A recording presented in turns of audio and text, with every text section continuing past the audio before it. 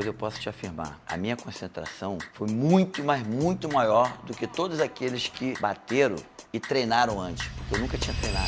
Vai, Romário! Vai, Romário! Vai, Romário! Ele tem espaço, domínio baixinho na entrada da área, ele bate de fora! Gol! Que esses gols que eu fiz na minha vida, eu fiz porque eu me dediquei muito no momento que muitos estavam correndo, treinando de um jeito e eu estava treinando desse jeito que para mim era o jeito ideal. Um dos fundamentos que eu mais tinha era a velocidade. Os 10, 15 metros eu não tinha nada igual a mim. Fui com a bola tipo assim, 1 metro, 2 metros, correndo. E ali ver a velocidade que eu era. Esse cara que falou que eu não tinha velocidade, ele tomou tanta porrada que agora ele... ele quase pediu a quebrada que deu. Às vezes acontece, né?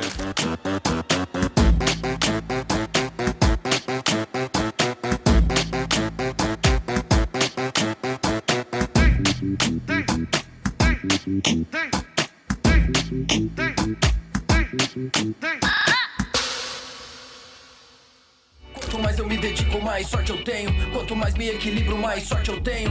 Quanto mais eu treino, é sério, mais sorte eu tenho. Quanto mais eu me dedico, mais sorte. Quanto mais me equilibro, mais sorte. Quanto mais eu treino, é sério, mais sorte eu tenho.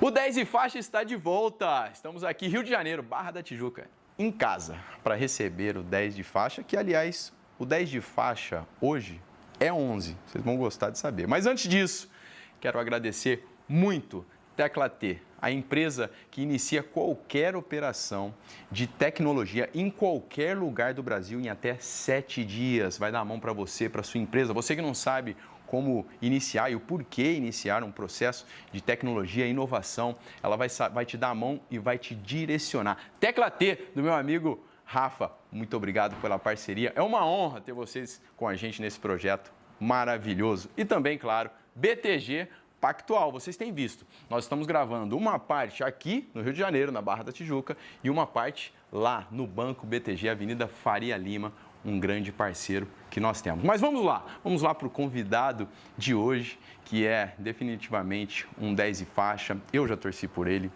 Você que está acompanhando também já torceu por ele. Um cara que tem a facilidade em transformar algo complexo em algo muito simples, como fazer gol, por exemplo. Quem supera esse cara dentro da área? Hoje, presidente do América, também senador, jogador de futebol, já jogamos juntos. Aliás, esse cara é uma fera. O 10 de faixa de hoje é esse cara aqui. Romário, nada mais, nada menos do que Romário. Que prazer ter aqui, cara. Como eu acabei de falar, uma honra te receber e bater esse Obrigado, papo irmão. contigo. Prazer é meu participar aqui do 10 de faixa. Uma satisfação muito grande poder ser recebido aí por você, pela tua esposa, pelos teus filhos. Para mim é um grande prazer poder participar desse programa. Vamos lá para essa resenha. Já tivemos lá no teu, na tua casa também. Foi boa pra caramba. Muito boa, muito boa. Caramba, foi Agora bom vamos demais. inverter, né? Agora vamos inverter. Agora tá aqui, ó. Tá aqui as perguntas, mas sempre com muito aprendizado, cara. E eu quero saber primeiro como é que tá o Romário hoje. 59 anos, como é que tá a vida? Cara, feliz. Hoje, eu tenho feito talvez até mais coisas do que quando eu era mais jovem, como você falou aí. Senador, presidente do América, apresentador da Romário TV, daquele programa de cara a cara que você foi. Bom. Jogador de futebol, jogador de pelada. Enfim, assim, curtindo um momento muito legal junto com meus filhos, com meus netos, fazendo tudo isso que eu tenho feito, tudo isso que eu sou hoje. Faço e sou muito feliz e, graças a Deus, com muita saúde. Isso, para mim, tem uma importância muito grande. É muito bom, cara. Vamos começar falando do Romário lá do Olaria, cara. Como é que foi aquele começo e, principalmente, qual foi a sua maior dificuldade na realização desse grande sonho de ser um jogador de futebol? Diego, eu nasci no Jacarezinho, na favela. E assim como talvez 70, 80% dos jogadores de futebol do Brasil que nasceram no mesmo lugar que eu, uns falam favela, outros comunidade, outros periferia, enfim. Uhum. A gente tem algumas dificuldades. Meu pai eu vim de uma família pobre. Graças a Deus a gente nunca passou fome, mas era uma família muito pobre. Meu pai e minha mãe trabalhavam muito para poder dar essa oportunidade A mim e o meu irmão também jogava na época, mas chegou um determinado momento ele parou.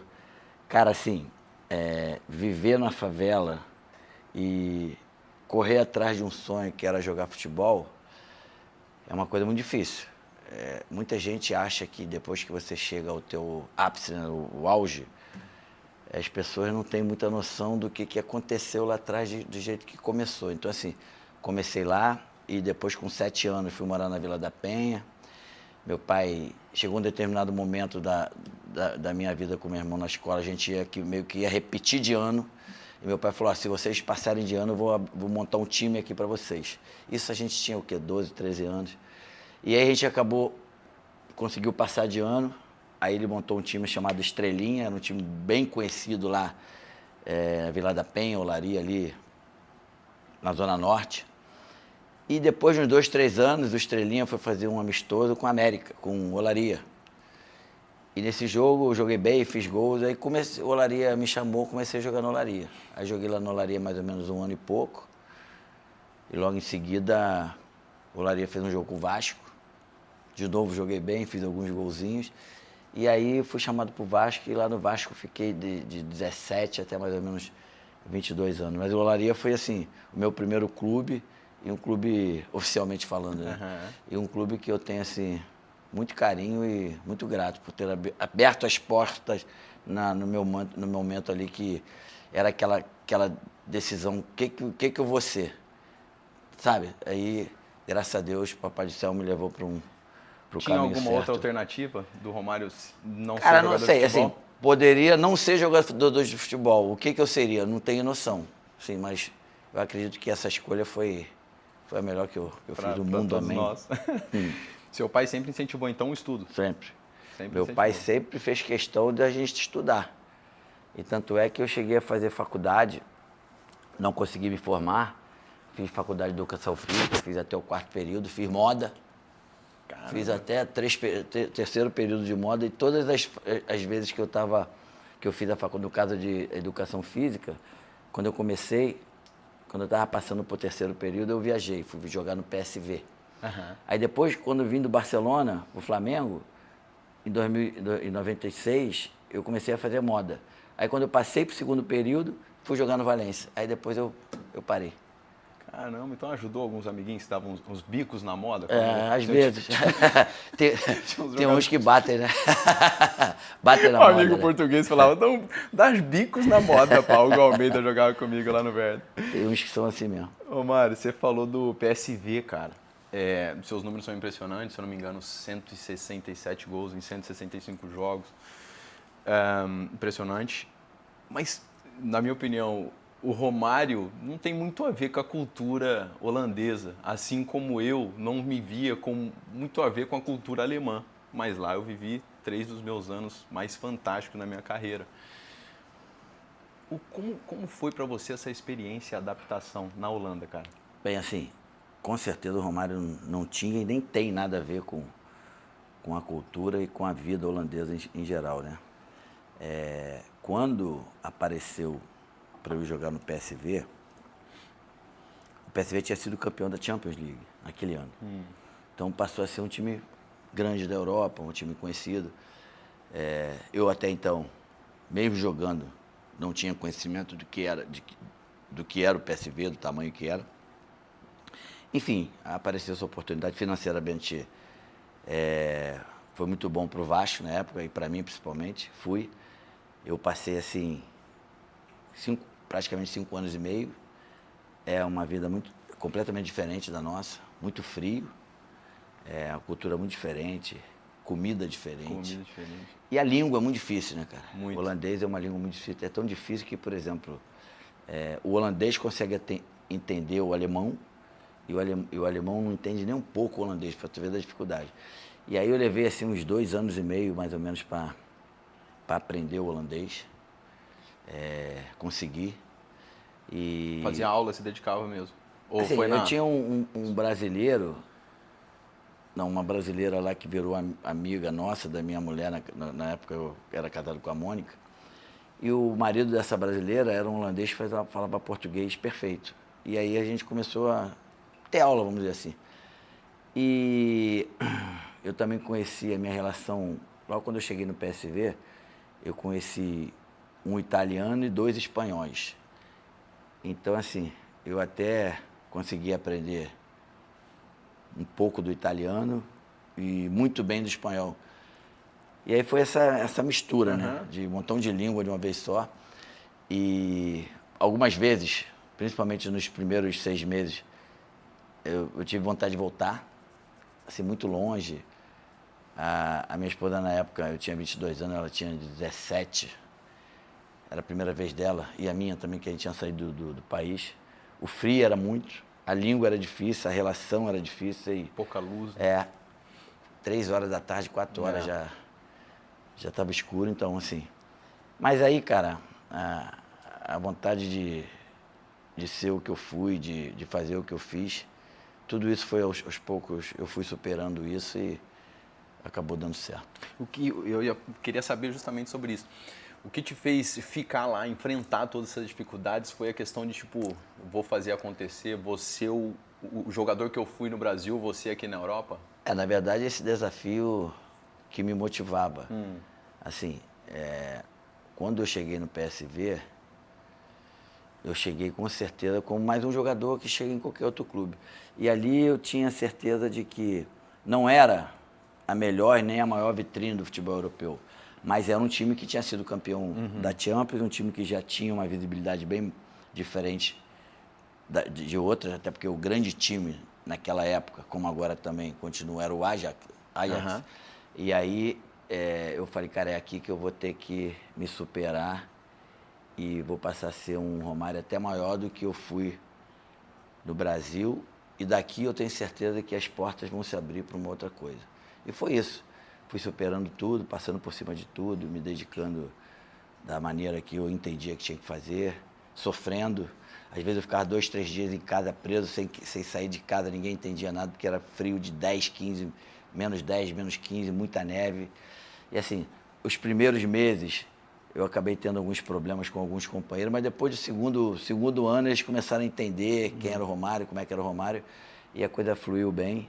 E eu acredito que esse desafio, esses problemas que eu passei nesses anos do PSV, 5 anos e meio, eu aprendi bastante. Entrava em campo, acabou. Frio, o que for, adaptação, problemas às vezes de relacionamento, sua concentração sempre foi muito fácil. Sempre. Tipo, aqui agora é hora de performar, vou performar e fazer gol. Eu sempre tive comigo, depois que o árbitro ali apita o jogo, você tem por obrigação de esquecer as coisas.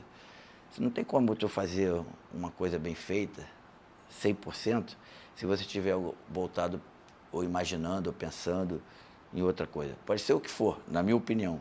É a mesma coisa hoje, quando eu entro para jogar o futebol ali, cara, eu me dedico ali, eu tenho que jogar o futebol. Nada me atrapalha na minha concentração. E foi isso que eu sempre fiz ao longo da minha vida no futebol. Que, aliás, nós temos um resultado jogando junto ali, né? Era para ser contra, você ia pagar um jantar. É verdade. Aí tu acabou... Será que eu ia pagar? Aí a gente jogou junto, a gente... Aí foi melhor, bateu, eu não pensei 2 vezes, eu já meti... Só vou pro Edilson. Edilson, deu errado, hein? Na próxima. Foi bacana pra caramba. Mas nós falamos desse lado que é mais desafiador mesmo na Holanda, porém, de positivo, ficou algo para você que o Romário levou dali para a vida, de ensinamento com a cultura holandesa?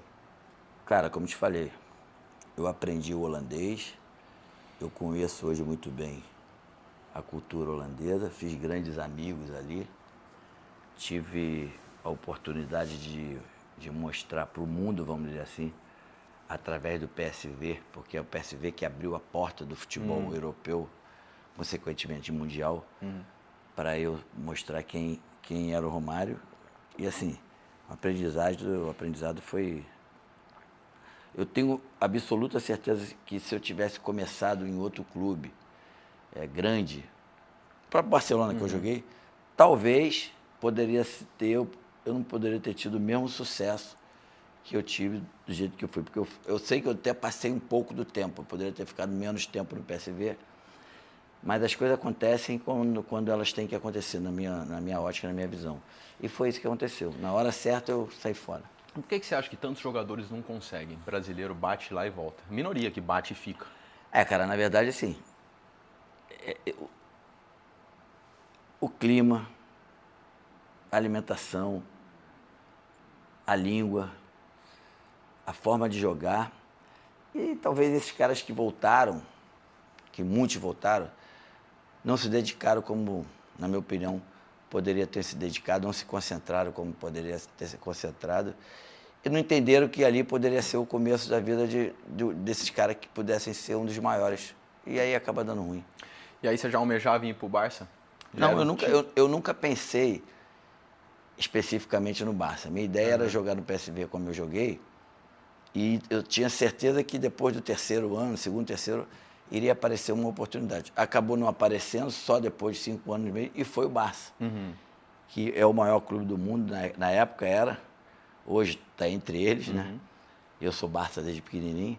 E, pô, cara, e assim, quando apareceu essa oportunidade, eu peguei na primeira vez, porque eu sabia que ali era outro... E por que esse Barça tem alguma coisa a ver com que algum ídolo que estava lá, algum jogador que jogava, cara, que despertou essa admiração pelo clube? O Barcelona, quando eu cheguei lá, já tinha sido algumas vezes campeão da Champions. O Barcelona era um dos clubes, naquela época, a gente está falando de 93, mais conhecido, os 3 mais conhecidos do Brasil. Naquela época já tinha crianças aqui no Brasil, e até adolescente, adulto, que já vestia a camisa do Barcelona. Então, assim, eu fiquei com essa vontade de jogar no Barcelona, até porque esses 5 anos que eu joguei lá, eu acompanhava o futebol.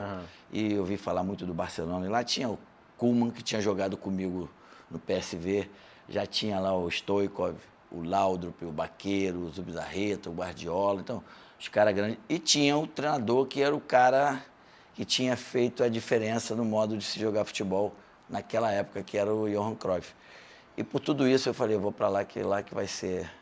Qual foi o melhor treinador que você já trabalhou? Ele. Ele? É. Que extraiu o melhor Romário, foi ele. E aqui no Brasil foi o Joel Santana. Minha relação do Joel, ela sempre foi muito honesta. E assim, o Joel é um cara que sabia muito do jogo e tinha uma coisa que poucos treinadores têm. Sabe lidar com aquele jogador que não joga. Porque normalmente quem não joga fica revoltado, né? E ele é um cara que eu joguei com ele no Flamengo, no Vasco, eu acho que até no Fluminense, não lembro. Eu acho que o Flamengo no Vasco com certeza. E, cara, eu vi assim que todo mundo se dava bem com todo mundo, inclui ele, e principalmente aqueles que não jogavam. Então, assim, e ele tinha uma visão muito interessante do jogo. Ele mudava muito o jogo no intervalo. Ele enxergava bem o jogo. Enxergava bem o jogo. Agora, você pode falar de similaridades aí de Cruyff e Joel, por exemplo, que trabalhou com você. Tinha ou era... Não, assim, o que eles tinham de muito parecido era essa coisa de ver o primeiro tempo do jogo e no intervalo mudar aquilo que eles entendiam e que realmente era aquilo que precisavam entender. Mudar, entendeu? Isso aí, né? Nisso eles eram bem parecidos. Foi uma das gerações mais vitoriosas ali, uma temporada que encantou, o 93, 94 ali do Barça. O que aquele time tinha de tão especial? Você já falou de um treinador que é muito fera, mas o que mais que tinha aquele time ali de tão especial? Cara, assim, era um time muito técnico, era um time muito determinado e não tinha vaidade ali. Todo mundo queria jogar para ganhar. É claro que cada um quer sempre fazer o seu papel e cada vez melhor. Isso é muito bom pro grupo. Tinha um treinador que era o Cruyff, que era um cara muito enérgico, exigente e tinha muito treinamento de repetição. Quase todos os treinamentos dele ele repetia muito. E eu sentia ali, naquele grupo, que por mais que eles estavam no Barcelona, que era o maior clube do mundo, eles sempre queriam um pouco mais. E essas coisas ajudam bastante a você se tornar um cara vencedor. Por exemplo, me lembro que 2 vezes eu cheguei atrasado. Cheguei atrasado uma vez e cheguei atrasado a segunda vez. Fiquei até com vergonha, sabe? Porra, os caras chegam 1 hora antes, meia hora antes. Atrasar por quê? Não tinha por que ter chegado atrasado. Acabei chegando e, porra, não me sentia bem. Então, isso é um grupo legal. Isso é uma parada, assim, profissional. E eu me adaptei muito a isso lá em Barcelona. O relacionamento era bom com todo mundo ali? Ótimo. Com a galera sempre... Cara, assim, brasileiro, desde aquela época até hoje, sempre foi muito bem visto no futebol espanhol e no futebol holandês, que eu joguei foram nessas 2 escolas na Europa. Assim, eu sinto que, desde a minha época, até mesmo antes, a gente é muito bem recebido nesses 2 países. E aí, de acordo com o nosso comportamento ali, exatamente, ajuda mais, né? Aí você está numa fase incrível da sua vida, seleção, você vai para uma Copa do Mundo, e aí você dá uma entrevista, vamos ser campeão, se não for, pode falar comigo. O que você pensou em relação a tamanha personalidade e coragem para enfrentar o risco ali? O que passou na tua cabeça antes dessa mensagem? Diego, eu nunca vi ninguém fazer isso. Hoje, olhando para trás, eu me vejo como um maluco doente mental completo, né? Assumir essa responsabilidade, que eu me lembre, assim, foi a declaração mais impactante que eu já vi no mundo do futebol. Eu nunca vi. E sabendo da profundidade que é o futebol, talvez seja uma das declarações mais fortes da história mundial. Cara, eu vou te dizer os motivos por isso. Primeiro, a gente tinha um grupo que sabia o que era perder, que era em 90. E eu tinha certeza que aquele grupo, muitos dali, aquela era a última Copa para aquela geração. E antes dessa declaração, a gente conviveu, né? Desde de 90 até 94. E eu tinha uma coisa que algo me dizia que esses caras estavam realmente com o mesmo pensamento que o meu, que era ser campeão. Eu, particularmente, estava na melhor fase da minha vida e sabia que quando eu me juntava com o Bebeto, a gente era uma dupla que realmente fazia a diferença. O time em si era um time muito bom, porque cada um sabia a sua função. E qual era o objetivo do time a princípio? Defender bem e jogar a bola para o Bebeto e para o Romário. Assim, era mais ou menos, taticamente, esse era o jogo da seleção brasileira. As outras seleções eram seleções boas, mas se for botar no papel 1 a 1, não tinha nenhuma realmente assim, muito melhor do que o Brasil. A própria Holanda talvez fosse uma seleção que fosse, tecnicamente falando, superior ao Brasil. Mas, enfim, então, assim, tudo isso fez eu fazer, a dar essa declaração, que, como eu te falei, com certeza hoje eu não teria condição de fazer isso. E, assim, quando você está no grupo, eu tenho certeza que você já teve alguns, que você tem certeza que vai dar resultado bom pelo que tu está vivendo, pelo que tu está vendo, pelas atitudes. Não na teoria, na prática. Eu falei porque eu tinha essa convicção e deu certo. A sensação de estar junto pro que der e vier, né? Tipo, for a vitória, for a derrota, o time vai estar fechado. Isso é difícil mesmo de conseguir. Exatamente porque eu te falei, em 90, o time da seleção, tecnicamente, poderia até ter sido melhor do que a de 94. Mas, cara, perder não é bom, não. Perder é muito ruim. E determinada forma de você perder é pior ainda. E aí aquela geração ficou muito marcada. O Dunga, né? Aquela geração Dunga que derrota. O Dunga era um cara tão assim, desculpa a expressão, foda, que todo mundo tinha um carinho muito, muito grande pelo Dunga e a gente se sentia até meio que, vamos dizer, obrigação, no bom sentido da palavra, de ajudar o Dunga a passar por aquilo positivamente, o que ele passou em 90. Então, tudo isso tem muito a ver com aquele título. Interfere, né, cara? Isso aí. Porque você acabou de falar uma coisa que eu senti que a Argentina fez muito pelo Messi também. Tipo, vamos levar esse cara. Isso é algo extra, né? Você acha que isso pode ser uma motivação extra para a nossa seleção com o Neymar em algum momento? Diego, por acaso eu estava lendo, eu não sei também se foi o Ancelotti que falou, ou só a imprensa que está falando, que se levar o Neymar, vai levar o Neymar para o banco. Eu acho que o Ancelotti é um cara tão experiente que ele não vai dar uma declaração dessa. A gente está falando de 8 meses antes da Copa do Mundo e 8 meses com jogadores de futebol. Tu sabe que muita coisa pode mudar, principalmente se o cara não está lesionado, no caso do Neymar especificamente. Voltou, já tem 2 jogos que ele joga, acho que 90 minutos. Enfim, assim, o Neymar é um cara de grande relevância e importância para o futebol brasileiro. Para a nossa seleção. E como eu venho falando, se ele estiver bem, 80%, tanto física como tecnicamente, o Brasil vai ter que jogar para ele para a gente poder ganhar. Se não, assim, como torcedor brasileiro, eu quero que ganhe. Sim. A dificuldade vai ser muito grande, vai ser muito maior. O que aquela seleção de 94 tinha de sobra que essa precisa nesse momento? Aquela seleção de 94 virou uma família. Cada um fazia a sua parte e mais um pouquinho pelo outro. Aquela seleção, estava todo mundo determinado, colocou todo mundo na cabeça o objetivo de ser campeão do mundo. A gente, desde quando a gente começou a se reunir lá para o final de 2020, de 92, a gente começou a entender que, porra, a gente tinha condição de desfazer o que a gente fez em 90. Então, assim, era uma família, aquele grupo tinha determinação, aquele grupo, cada um fazia a sua parte e fazendo sempre um pouquinho mais para ajudar o outro. E eu acredito que tudo isso fez com que aquela seleção fosse vitoriosa como foi. Tá gostando do trabalho do Ancelotti até aqui? Tô gostando. O Ancelotti é um cara bem experiente, tem vários títulos, né? É claro que todo começo é diferente. É um cara assim que treinou muitos anos, grandes times como a Europa, chegar, vir para o Brasil, treinar a seleção brasileira num momento muito ruim, muito delicado.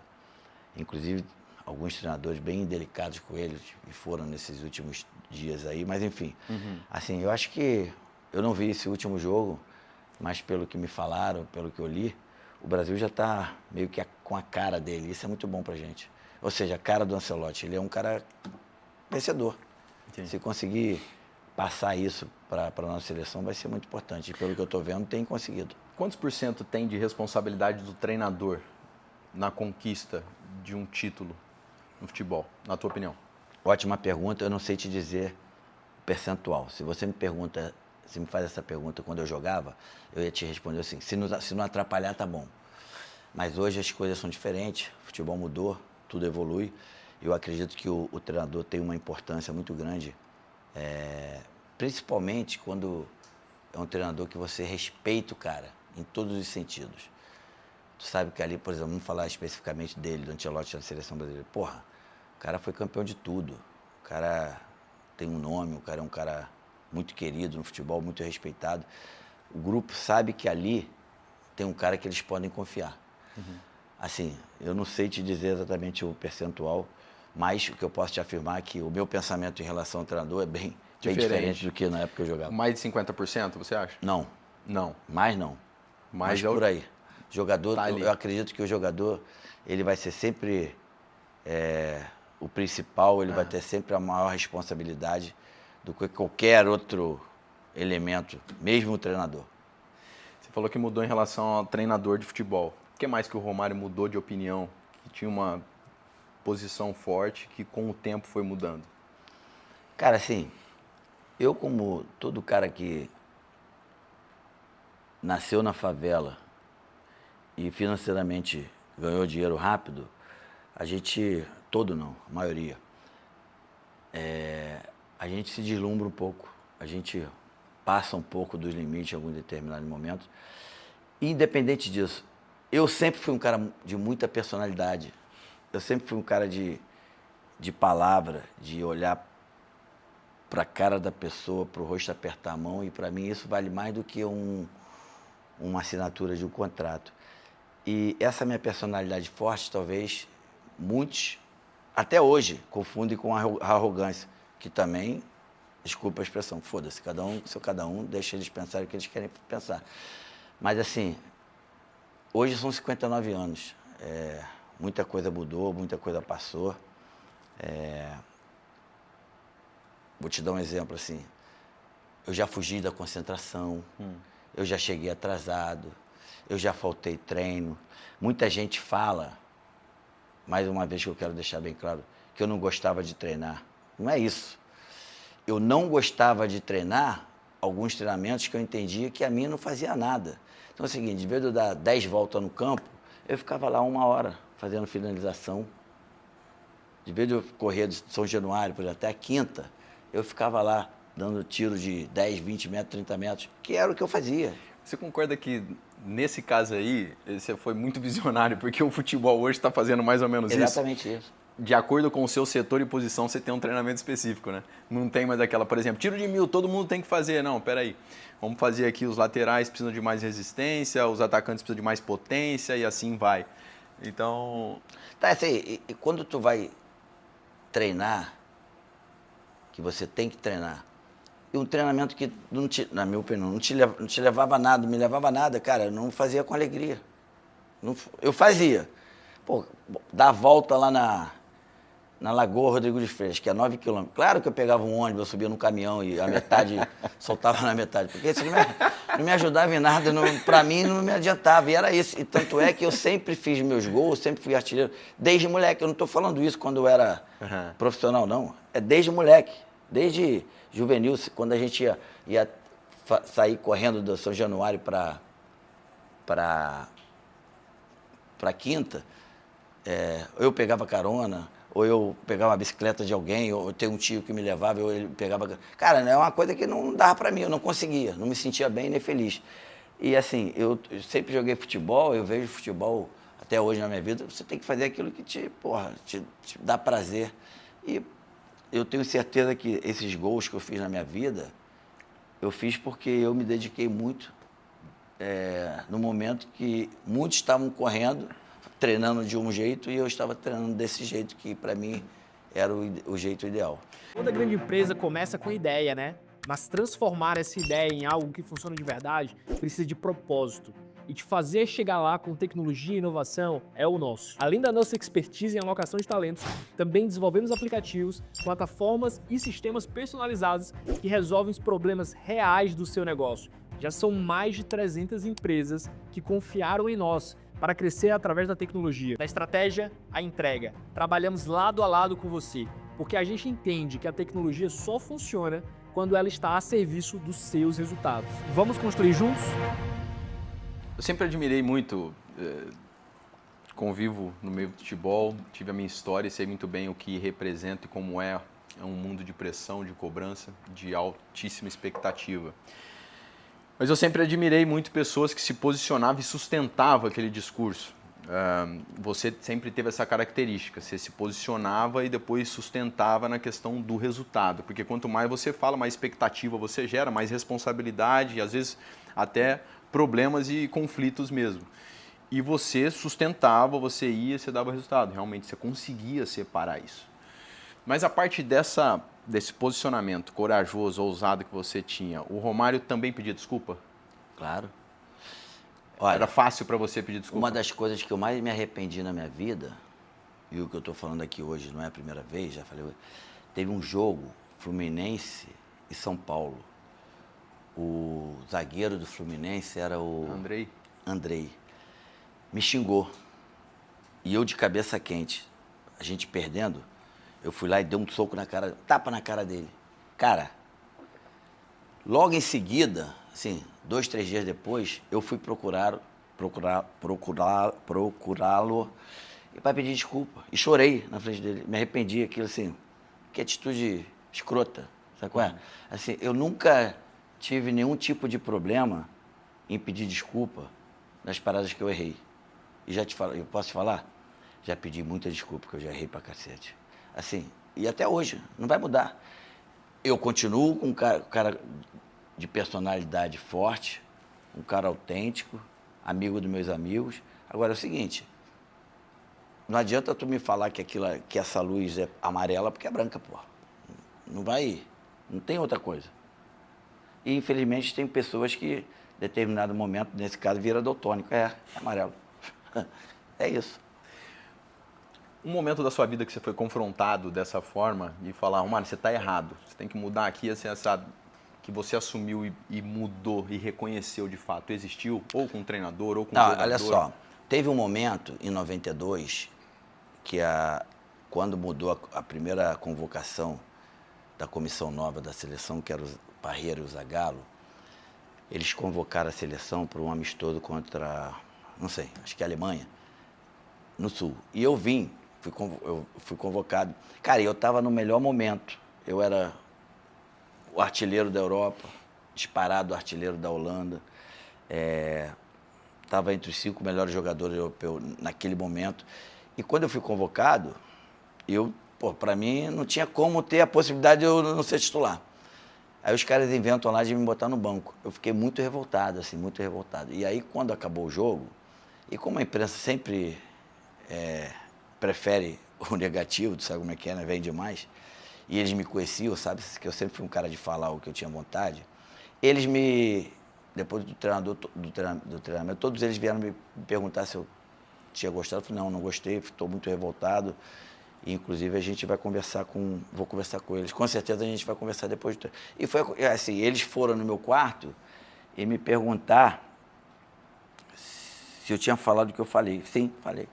E, inclusive, estou falando para vocês. Eu estou muito aborrecido com vocês porque eu me sinto na condição de titular. Acreditei mesmo que vocês fossem escalar os melhores 10, mas, infelizmente, vocês pensam diferente de mim, mas não tem nada, não tem problema nenhum. Eu vou ficar no banco e vou jogar.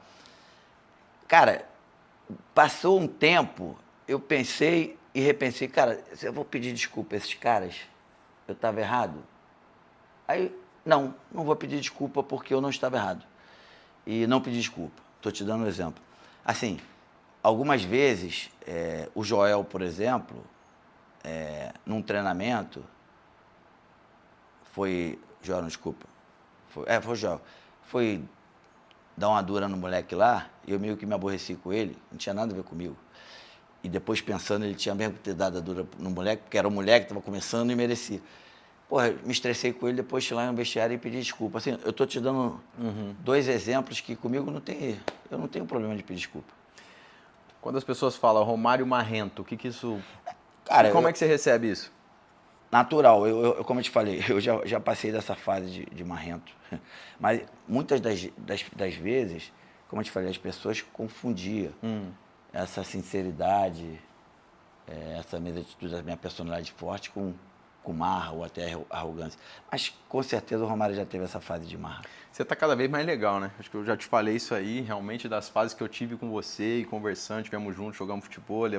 Uma semana atrás, acho que nos encontramos na praia também. Eu estava com meus filhos, você é um cara que cada vez mais atencioso, com calma, com detalhe, em dar atenção para as pessoas, dá para ver, mais tranquilo também. Você sente isso hoje e isso foi algo que foi difícil, foi um processo natural? Uma pessoa em específico teve a responsabilidade por um Romário cada vez melhor? Cara, não. Assim, essa coisa, eu sou muito mais acessível do que antes. Eu sou um cara muito mais tranquilo e essa minha mudança, ela vem com o tempo, ela vem com a minha idade e é uma coisa bem natural. E assim, por incrível que pareça, eu me sinto um Romário hoje muito melhor do que o Romário tipo de 94, de 2000, porque assim, eu sempre fui um cara do bem, sempre fui um cara que preservei e fazia as coisas boas. E claro que talvez eu tenha feito coisas ruins, mas passaram rápidas. E, cara, a gente vive uma vez só, a gente tem que aproveitar tudo que a gente tem. E eu cheguei a essa conclusão que, porra, é muito bom a gente ser do jeito que eu sou hoje. Eu me sinto muito bem, sou muito feliz. Cristiano Ronaldo tem essa característica também, na minha opinião. Ele não pensa 2 vezes em falar, eu sou o melhor, eu faço, eu tenho que ser o melhor do mundo, enfim, todo esse tipo de coisa. O que você acha desse lado dele? Eu acho que ele está certíssimo. Porra, o cara que tem os números dele, ele tem por obrigação de falar, de sentir e de se achar realmente. O cara infelizmente, o Cristiano Ronaldo só não ganhou uma Copa do Mundo. Estou falando, infelizmente, que seria bom ele ter ganho, assim. Ele estaria no patamar dos campeões do mundo em relação à seleção. Mas ele é alto nível, ele é fora do comum, ele tem esse direito mesmo de falar e parabéns para ele. Eu gosto dele por isso. Eu admiro muito também. Ele falou da questão dos 1000 gols, né? Eu fiz 1000 gols e os meus estão todos filmados e tudo. Eu vi isso. Cara, na verdade é o seguinte, os meus não estão filmados porque eu não tinha lá ninguém para filmar, mas os gols estão aí. A gente, assim, todos os meus gols, todos os meus 1002 gols, eles foram comprovados, 800 e pouco, com imagem e outros através de súmula, né? Eu não sei se tem hoje, acho que ainda tem súmula. Sim. Tem súmula, tem foto. Uhum. Enfim, assim, eu não sei qual o objetivo dele dessa letra, mas que bom que ele pôde filmar, ele é de uma geração muito mais moderna do que a minha. Talvez se eu tivesse da geração dele ou agora, eu também filmaria, que eu também faria muito mais de 1.200. Tem isso também, né?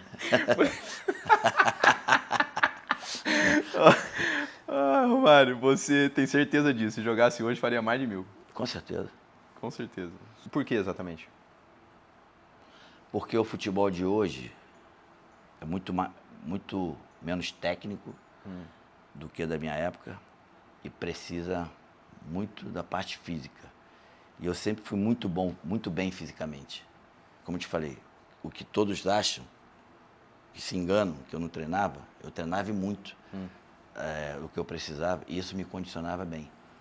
E com certeza, dentro do que eu vejo aí, eu ia ser muito mais inteligente do que eles. Então eu ia fazer muito mais de 1.500 gols, com certeza. Eu vi uma declaração sua uma vez revoltado porque falaram que você não era rápido.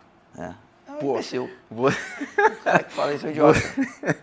Você deu um drible, cara, contra o Uruguai, né? Que foi aquele que você ia dar o drible da vaca e você desistiu e voltou. Isso. Cara, aquilo ali pra fazer, talvez quem nunca jogou, com todo respeito, assim, né? Acha que foi uma jogada normal, mas aquela mudança de direção, a volta, o alcance que você teve ainda pra fazer o gol. Com a velocidade. Cara, eu fiz um gol, rápido. me lembro que uma vez eu até vi, eu vejo um gol Vasco e Botafogo,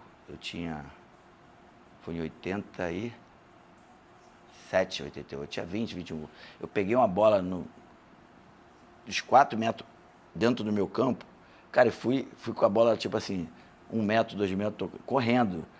E ali veio a velocidade que eu... Esse cara que falou que eu não tinha velocidade, ele tomou tanta porrada que agora ele... ele quase pediu a desculpa. quebrada que deu. Às vezes acontece, né? A meia-lua que você dava assim Isso. também, aquele drible precisa Cara, de muita velocidade. Um dos fundamentos que eu mais tinha arranque. era a velocidade. Os primeiros 10 metros, eu não conheci nenhum da minha geração.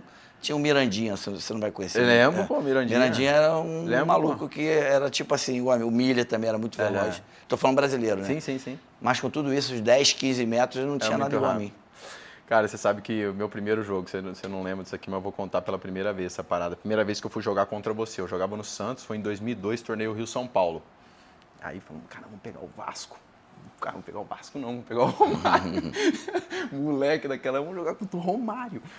E aí eu lembro de ter ficado, pô, São Januário, o Vascão, raiz mesmo, e você voando, cara, marca o cara, porque é o seguinte, e falamos de você pra caramba, entrou em campo, eu vi o jogo e olhava pra você, e caraca, mano, ontem eu tava morando embaixo da arquibancada, agora eu tô dentro do campo jogando contra o Romário.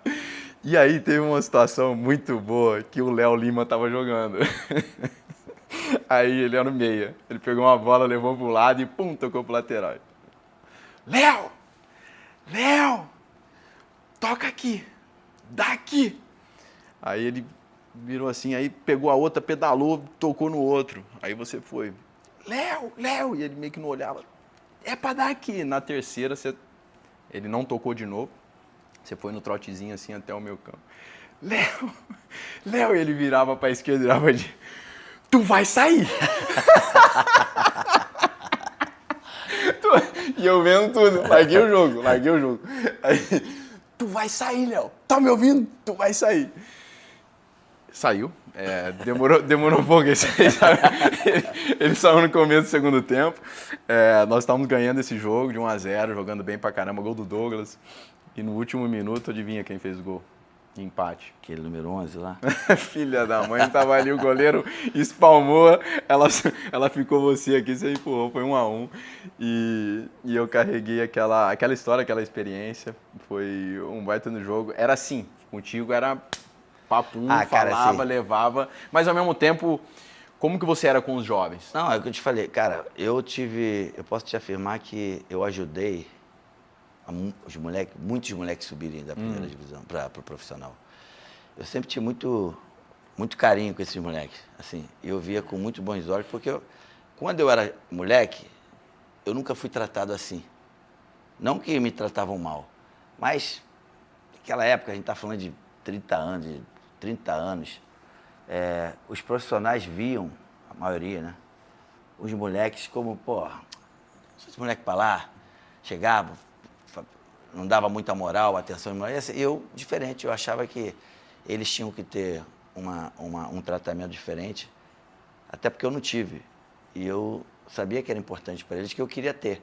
Assim, pode perguntar, muitos deles que jogaram comigo, eu sempre fui muito carinhoso com eles. Cobrava, mas ao mesmo tempo... Não, cobrava tipo isso, entendeu? Não. E eu queria ganhar, cara. Eu queria fazer o gol. E eu tinha no meu entendimento que eu era o que fazia o gol. Não tinha ninguém melhor para fazer o gol. Então eu tinha que dar bola para eu fazer a porra do gol. E por isso que ele saiu daquele jogo. Ai, cara, muito bom. Romário, se você pudesse escolher uma característica, só uma, que teus filhos têm que levar, tua. Tem várias, tem muitas virtudes, mas essa aqui, filhos, vocês têm que levar para a vida de vocês. Honestidade. Honestidade. Vale muito. É o que meu pai era, homem, né? Meu avô foi, eu sou e eu tenho certeza que meus filhos vão ser também. Então, tem também essa honestidade. Como é que é o pai, o Romário pai? Como foi essa experiência para você e até hoje? É o cara também, o que cobra, o que é parceiro, o que é mais leve? Diogo, quando eu tive meus filhos, eu jogava futebol. E tu sabe que jogador de futebol para pouco em casa, né? Uhum. Treinamento, concentração, jogos, viagens. E, assim, o meu convívio com meus filhos, quando eles crianças, não era de muito tempo. E, assim, eu posso te afirmar que nos últimos 20 anos, a minha relação com meus filhos 10 anos, vamos botar assim, a relação com meus filhos é muito mais legal do que era antes, porque eu tenho tempo, entendeu? E, por exemplo, normalmente as pessoas vão ficando mais adultas, mais velhas, e os filhos vão saindo, né? Vão vivendo a sua vida, vão casar. Na minha família é diferente. É assim, eu fiz uma casa cheia de quarto para todo mundo, e minha casa toda de sexta a segunda-feira, né, cheio, são 6 filhos, 3 netos, meus amigos dos meus filhos e os amigos dos meus netos. Então, assim, a casa é tipo uma pousada. Então, assim, eu fico muito feliz. E, assim, eu tenho uma relação muito direta com meus filhos. Eu saio com eles, vou à praia com eles, jogo futebol com eles, jogo bola com o Romarinho, com meus genros. Então, assim, eu curto muito eles. Tá sendo legal essa jornada do Romarinho, já está há alguns anos na estrada aí, mas de ser um jogador de futebol, isso foi muito desafiador para ele, para você? Cara, eu acredito que tenha sido muito difícil para ele. O Romarinho está com 33 anos. E, segundo ele, o papo que a gente teve, ele está pensando em jogar no máximo o ano que vem. Assim, ser o filho do Romário não deve ter sido muito fácil para ele conviver com isso. Mas, assim, ele é um moleque que nunca me trouxe problema nenhum e nunca eu tive o dissabor, o desgosto de ouvir de um treinador, de um companheiro dele, que ele destratou, respeitou alguém por ele ser o que ele é. Então isso é muito gratificante. E a Ivy, o que ela representa para você? Pô, a Ivy é a minha princesa, cara. Assim, a Ivy mudou a minha forma de ver algumas coisas. Por exemplo, a Ivy hoje tem 20 anos. E exatamente até um dia antes da Ivy nascer, eu nem tinha entendimento do que era uma pessoa com deficiência, principalmente com síndrome de Down. Assim, sempre passou para mim uma coisa que existia, porque eu sabia que existia, mas não tinha nenhuma relevância. E a Ivy me trouxe, com o nascimento dela, uma coisa que essas pessoas precisam de respeito, essas pessoas precisam de atenção, de carinho. E quando eu virei político, por causa da Ivy, porque eu comecei a ter muita relação com pais de crianças com síndrome de Down, principalmente, e eles me fizeram entender que eu poderia ser uma voz deles dentro da política. E aí eu decidi, não sei, ser estadual ou federal, resolvi ser federal, que tem um tamanho maior, vamos dizer assim, uma coisa mais nacional. E, cara, assim, eu tenho bastante consciência que nesses 16 anos de política, eu tive a oportunidade de dar uma melhora de qualidade de vida para essas pessoas. Hoje esse nicho, essas pessoas com deficiência, não só síndrome de Down, em geral, eles têm seus direitos, hoje eles podem ser o que eles quiserem ser. Hoje eles vão... É claro que ainda tem um pouco de preconceito, pouco não, tem preconceito, tem algumas pessoas que não conseguem entender que pela pessoa ter um tipo de deficiência, ela, no entendimento desses ignorantes, ela não tem que ter o mesmo relacionamento, o mesmo tratamento com quem não tem a deficiência. Então, isso mudou muito, é claro que ainda existe, mas eu tenho bastante consciência que eu faço parte dessa história, assim. Hoje, essas pessoas me reconhecem pelo meu trabalho e eu sou muito feliz por isso e muito agradecido a Ive por ter me colocado dentro desse mundo. Qual o projeto que o Romário, senador, ou desde que você entrou dentro da política, que você mais se orgulha? Cara, eu fui relator da Lei Brasileira de Inclusão, LBI. Então, assim, em 2015, se não me engano, 2015 ou 2016. E esse projeto, ele dá 100% de autonomia a todas as pessoas que têm deficiência e que têm capacidade de querer ser o que quer. Isso é o que mais me orgulha. Pô, hoje a gente tem médico, tem advogado, a gente tem cozinheiro, a gente tem manicure, a gente tem pedreiro, a gente tem surfista. Ou seja, essas crianças, assim, uma coisa que aconteceu depois que eu fiz o gol na minha despedida contra a Guatemala, que eu tirei a camisa, eu tenho uma filha Dal, ela é uma princesa linda, isso abriu muito a mente das pessoas. A partir daquele dia, as pessoas começaram a até sair na rua com seus filhos. Isso é porque existia um preconceito tão grande que muitas pessoas não queriam aparecer com seus filhos porque achavam que iam ser tratados de uma maneira diferente. Assim, até isso eu sei que eu trouxe de bom para a vida dessas pessoas. Então, assim, eu sou muito grato e orgulhoso pelo esse trabalho que eu faço na política, né? 4 anos de deputado federal e nesses 12 agora praticamente de senador. Qual a parte mais chata de ser político? Cara, assim, essa expressão, existe uma expressão, uma frase que todo político é ladrão. E como eu infelizmente estou no meio disso aí. Mas eu posso te garantir que nem todos são. É uma minoria. Mas tem cara sério, tem cara que luta pelas suas bandeiras. Eu, graças a Deus, estou há 16 anos. Ninguém pode me chamar de ladrão, porque eu tenho muito respeito e reconheço muito o que as pessoas fazem e o dinheiro, o que significa o dinheiro para essas pessoas, principalmente as pessoas mais pobres, porque eu fui pobre. Então, antes de fazer qualquer coisa errada com dinheiro público, eu estou sempre pensando em parentes meus, que eu vi na favela até hoje, em amigos que são pobres, que R$1 é muito dinheiro. Então, assim, eu não tinha nenhum tipo de entendimento da política lá atrás, mas a política é o que move o mundo. E é através da política que o nosso país se desenvolve ou não. Então, assim, antes de chegar na política, eu comecei a estudar a política. Fiz um curso de quase 1 ano, 2 horas, 3 dias por semana, 2 horas por dia. Então, eu posso te afirmar que eu não caí de paraquedas na política. E a política me trouxe muita coisa boa, abriu muito a minha cabeça. Mas, infelizmente, essa coisa de a política só tem ladrão é uma coisa ruim, chata. Realmente, tem muitos, mas tem gente do bem que trabalha para a política no objetivo de ajudar as pessoas. Nós falamos do dinheiro público, agora do dinheiro privado do Romário. Uma declaração tua que você falou, enquanto lá no começo da minha carreira, alguns pensavam em comprar cordão, um carro, eu comprei uma casa para minha mãe. Um acerto que você teve no caso. Mas qual foi algum erro que você cometeu financeiramente que fez com que você aprendesse muito? Cara, na verdade é o seguinte, uma coisa que aconteceu na minha vida, eu abri um restaurante chamado Café do Gol. E é um restaurante que fazia, mais velho, né? Eu já tinha, isso foi em 2000. Eu tinha Quantos anos? Porra. Foi o das portas lá, no banheiro? É, o negócio das portas lá. Isso já começou errado, né? Isso já foi Ali já brabo. deu o que falar. Cara, ali assim, ali foi um negócio muito...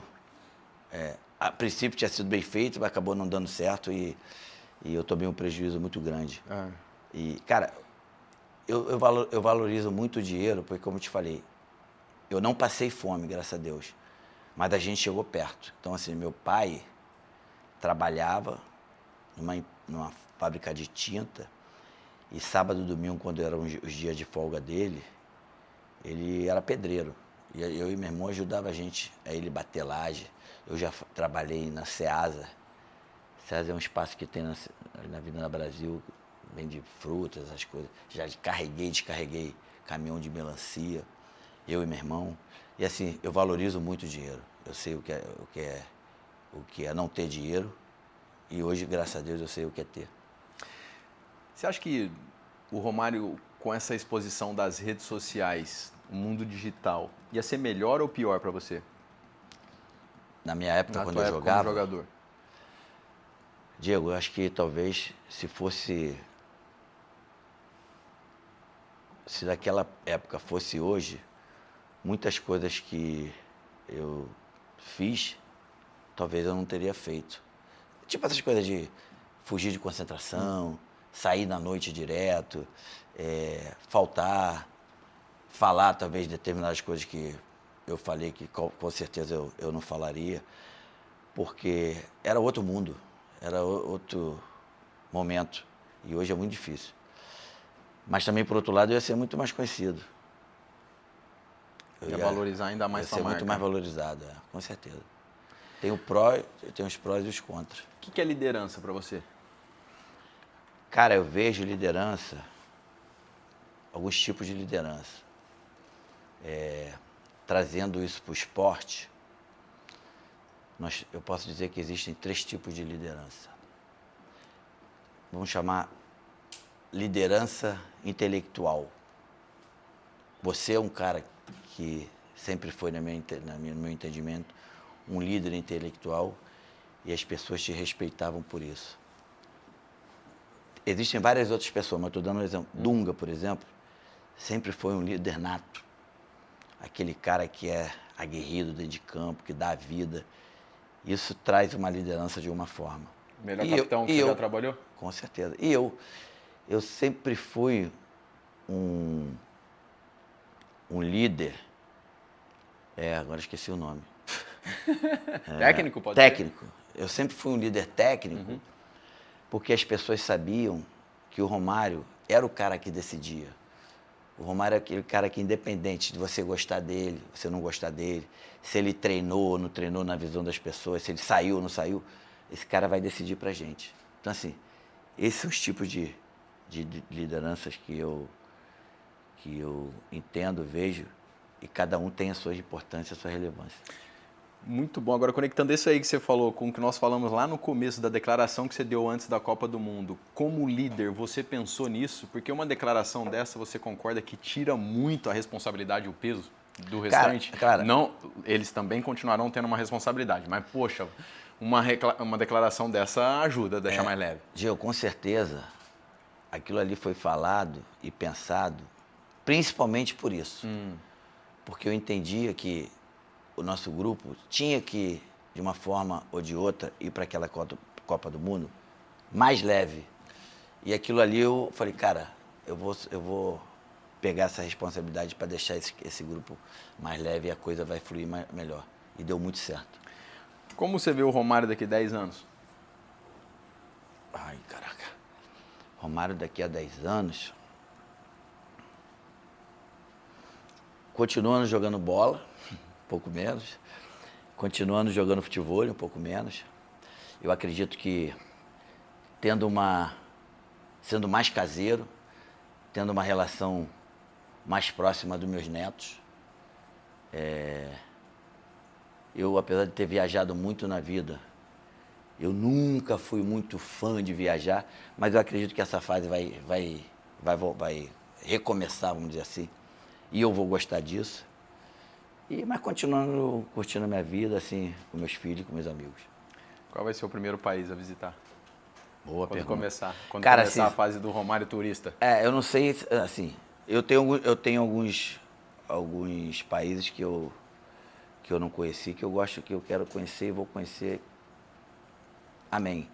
Tailândia, Tailândia.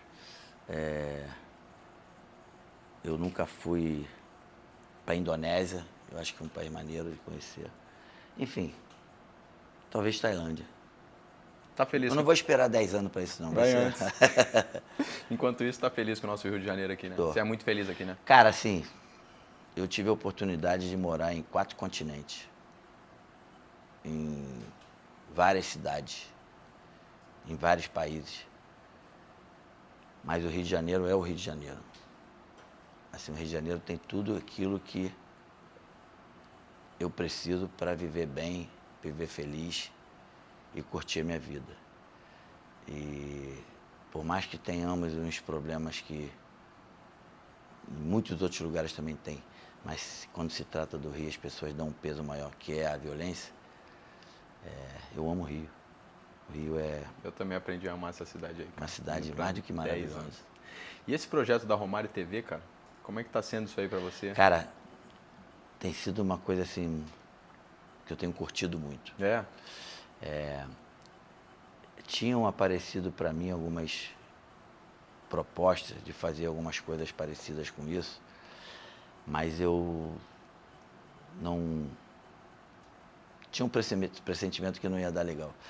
E aí quando 3 caras apareceram lá em casa, Zuca, Bruno e Cuia, e me contaram qual era a história, o que seria o projeto, cara, veio uma luz e eu falei, porra, é isso aí que eu quero. Vai dar certo. Eu vou te falar, Diego, tá dando muito certo, tô muito feliz, tô amarradão. Parabéns, cara. Cara, e aproveitar a oportunidade de agradecer pelo dia que tu participou lá, que a gente Pô, foi legal demais. explodiu de visualização. Muito. Pô, e essa é a parte boa, mas o desconforto de sentar, alguma parte foi desconfortável pra você? Cara, de ser assim, o entrevistador? não. De ser o apresentador? Sabe por quê? Porque, assim, todas as pessoas que vão lá sabem quem é o Romário. E como que eu sou hoje? Quando eu era, como estou sendo aqui hoje, o entrevistado, você pode me fazer qualquer pergunta. Aquela que eu entender que eu não posso te responder, eu não quero te responder, eu não vou te responder. Simples assim. E nem vou te dar satisfação porque eu não respondi. E eu espero que o meu convidado seja assim também. Então, assim, cara, vai fluindo. E eu sei que algumas dessas entrevistas com alguns que foram lá se tornaram umas entrevistas polêmicas, aconteceram algumas coisas que para algumas pessoas foram desagradáveis, mas para mim não. Para mim foi bom pra caralho. E assim, eu vou continuar sendo o que eu sou, e entrevistando do meu jeito. E, mais uma vez dizendo, aqueles que forem lá no meu entrevista, lá no Romário TV, no Cara com Cara, quando eu fizer alguma pergunta, se quiser responder, ok. Se não quiser, tá tudo certo Ninguém mesmo. é obrigado. Ninguém é obrigado a nada. Agora, se quiser ser o Romário por um dia, causar um rebuliço... Eu adoraria. Sustenta depois. Meu irmão, você definitivamente um 10 e faixa por tudo que você fez na tua carreira como profissional, como pessoa. Eu acho que essa autenticidade tua é uma baita de uma virtude. Eu admiro muito pessoas corajosas, ousadas, que não têm medo nem receio de falar que é bom. Eu tive uma parte da minha vida também que era um rebelde meio sem causa, mas também discutia com treinadoras, eu discutia com meus companheiros, mas eu sempre tive a coragem de ser autêntico e me posicionar. E eu vejo que isso é uma virtude que eu quero, inclusive, que meus filhos levem, mais de forma, claro, com essa sabedoria, nós passamos mais, uma forma mais inteligente de se posicionar, mas é admirável. Eu vejo isso como uma virtude tua, então, como pessoa, Obrigado. como profissional, como político, tá aqui teu 10 e faixa, definitivamente, você é o nosso de hoje, o Romário, mas quem que é o 10 e faixa da vida do Romário? Quem é o 10 e faixa da vida do Romário? Posso botar 2 pessoas? Claro. Meu pai e minha mãe. Eternamente. O que eles falaram ou mais se orgulharam de tudo que você... Pô, cara, Eles falaram tudo, fizeram tudo. Suaram muito para eu ter a oportunidade que eu tive para jogar futebol, que era o que eu quis, que eu queria, que meu irmão queria. E assim, tudo que eu tenho, que eu sou, papai de celular, na verdade papai de celular e eles com o papai de celular hoje também. O que teu pai e tua mãe falou quando você foi campeão do mundo em 94, que você voltou? Nada, só choraram. A gente ficou chorando 3 dias. Não deu tempo de falar nada. Mas assim, chegar em casa e ver o orgulho do teu pai e da tua mãe, de um pai e de uma mãe ter um filho que conseguiu fazer aquilo que eles sonharam um dia que o filho ia fazer, porra, isso não tem preço. Eu vou me colocar no Romarinho ali ou no Rafinha. Imagina o Rafinha ser campeão do mundo, o Romarinho de futebol. Porra, cara, Pra gente fechar aqui, eu falei da Copa do Mundo, eu lembrei você batendo aquele pênalti, foi uma imagem que tá para sempre assim na nossa memória, diante do momento de alto risco e pressão. Como que você pensa? Diante do momento, muita pressão, qual que é o teu pensamento ali? como eu te falei, Diego, Pra vida. ali dentro de campo, você tem que concentrar naquilo que você vai fazer. Uma coisa eu posso te afirmar, a minha concentração foi muito, mas muito maior do que todos aqueles que bateram e treinaram antes, porque eu nunca tinha treinado. E primeiro que eu confiava tanto em mim que eu falei que não vai para os pênaltis, que eu vou fazer gol nessa porra e a gente vai ganhar. E eu nunca tive vontade de bater pênalti, nunca era minha, eu tinha batido 2 ou 3 pênaltis na minha vida. E ali, cara, eu carreguei aquela frase, se perder, a culpa é minha. Mas eu estava tão concentrado ali, em botar a bola ali dentro, que não tinha como eu não botar. Tanto é que parecia que ia para fora, mas acabou batendo na trave e entrou assim. Foi um momento de maior responsabilidade minha com a camisa da seleção brasileira. E eu passei por isso, por essa prova. Bem correspondido. Meu irmão, muito obrigado pela tua irmão. generosidade, parabéns pela tua linda história e que você realize todos os seus sonhos, muitas partidas de futebol aí pra nós, pela Vou te frente. esperar. Vamos, né? Jogamos junto agora. É isso. Vamos Final de contra. dezembro vamos fazer um torneizinho lá, tu vai Vamos? participar. Tô dentro. Convite já feito. Vamos pra cima. Muito obrigado. Obrigado, irmão. Obrigado. Pessoal, é isso aí. 10 em faixa. Pô, muito melhor do que eu esperava. Espero que vocês tenham gostado também. Lembre lá, seguir a gente lá no nosso canal Diego Ribas 10. Agradecendo muito aqui aos nossos patrocinadores, Tecla T, essa empresa que tem sido uma grande parceira do Rafa. Obrigado por tudo, a Tecla T que inicia qualquer processo de tecnologia do zero, da onde você estiver, qualquer lugar do Brasil, ele dá a mão para você que não sabe como e por que inovar, a Tecla T vai pegar na sua mão, na mão da sua empresa e caminhar junto com você. Obviamente, Banco BTG Pactual, muito obrigado por estarem com a gente, 10 e faixa voltará em breve, ative lá suas notificações, compartilhe aí o conteúdo, nos siga Diego Ribas 10, que em breve estaremos de volta. 10 e faixa, valeu!